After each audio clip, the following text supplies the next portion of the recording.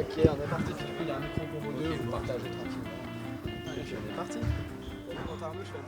Le tennis de table à l'honneur ce week-end donc à Montreux pour le top 16 Europe et sur les Monts Bleus en direct évidemment. Et puis on a la chance, l'honneur de vous accueillir les frères Lebrun, Félix et Alexis. Merci beaucoup d'être avec nous ici. Juste avant votre compétition, vous êtes un peu l'attraction du moment ici à Montreux mais partout aussi un petit peu en Europe et dans le monde. Comment ça va déjà Félix? Je commence avec vous. Bonjour, moi ça va super bien. Je me sens bien, j'ai hâte de commencer la compétition. Tout le monde m'a dit que c'était super. Je crois qu'il va y avoir du monde. Donc, Guichet fermé ce ouais. week-end. Donc ça va être vraiment sympa à jouer, donc j'ai hâte d'y être. Première participation aussi pour vous Alexis, pour les deux. À quoi vous vous attendez ici à Montreux? Qu'est-ce que vous êtes venu chercher? Bonjour, oui, c'est vrai que c'est la première fois qu'on va participer à cette compète. On a toujours entendu que c'était une excellente compète et qu'ici à Montreux c'était super bien. Donc je pense que tous les deux on a super hâte d'y être. Là, guichet fermé, donc ça va être assez exceptionnel. Et je pense que avec tout le public, ça va être vraiment chouette et on va se sentir un peu poussé. 20 ans, 17 ans, vous êtes un peu les espoirs, vous êtes les espoirs, pas un peu, hein, vous êtes les espoirs du tennis de table mondial.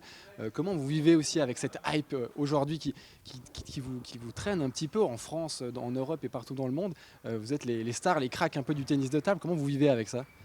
Alors on se prend pas trop la tête, on essaie juste de progresser un maximum. C'est vrai que c'est super qu'il y ait un engouement autour de nous, on en profite un maximum, c'est que du bonheur, c'est plein d'expériences super. Mais quand même le plus important c'est de continuer à gagner des matchs, donc on reste focus sur le tennis de table et en espérant que ça continue parce que si l'engouement continue c'est qu'on continue à bien jouer. C'est qu'il y a des bons résultats. Et puis en vue des Jeux Olympiques, on va en parler aussi juste après. Mais cette précocité, comment vous la vivez aussi, Alexis?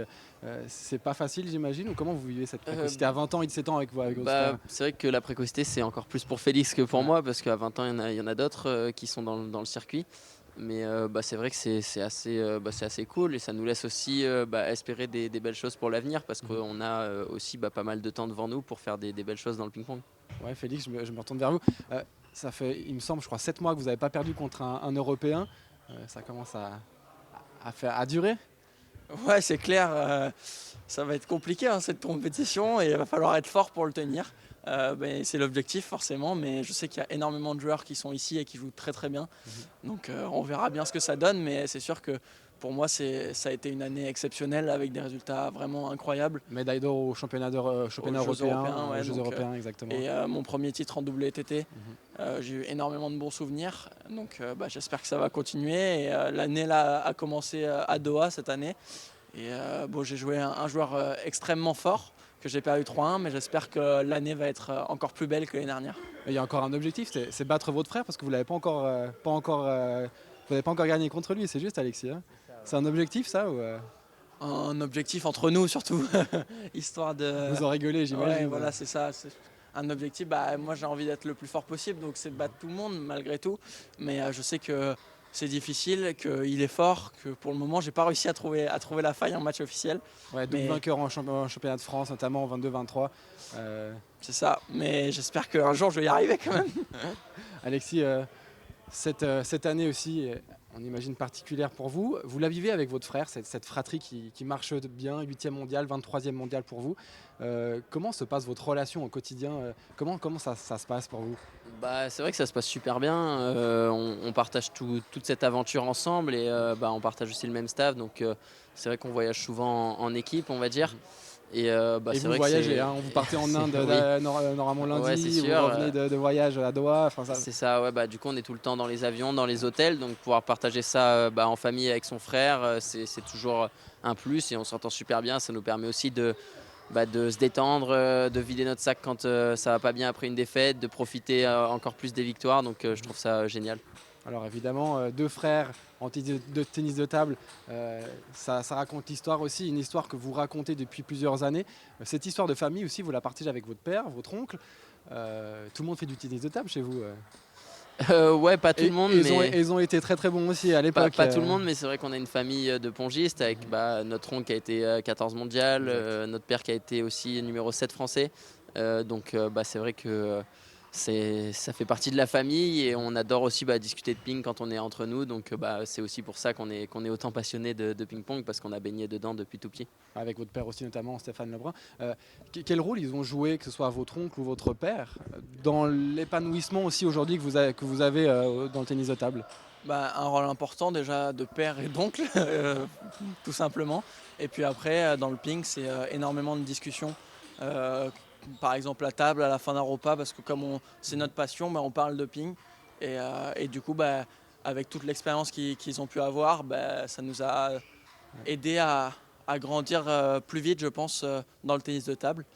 Vous Et puis vivez voilà. ping, vous dormez ping, vous pensez ping, c'est ça un peu? Un petit peu, oui, un Ouais, petit peu. c'est ce que me disait aussi Michel Martinez, votre ancien coéquipier et puis entraîneur à Montpellier notamment, que vous avez côtoyé et qui sera avec nous sur les Monts Bleus tout au long du week-end. Un jeu atypique, notamment pour vous Félix, avec ce coup porte-plume qui est assez rare dans le milieu du tennis de table. On parle aussi de jeux atypiques pour vous, de parcours atypiques.